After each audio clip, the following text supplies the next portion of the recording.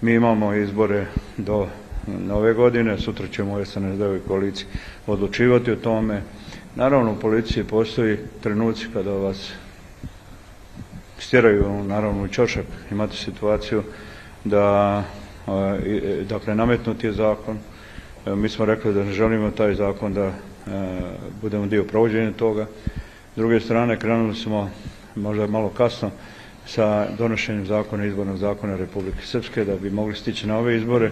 Očigledno se neće to moći desiti, ali imamo dodatnu proceduru u Vijeću naroda, Ustavnom sudu vjerovatno. S druge strane, ako se ne prijavimo na izbore, onda možemo da prepustimo mogućnost da kao na sjeveru Kosova gdje Srbi nisu izašli na izbore, zapad čak 3% ljudi koji izađu na izbore proglaši legitimnim i onda napravimo još. Vidjet ćemo. To nije nikako popuštanje, to nije nikako davanje značaja ovome Šmitu, to nije nikako povinovanje zapadnim stranama. Dugoročno gledano, mislim da samo treba da radimo protiv onoga što je njihova namjera u tom.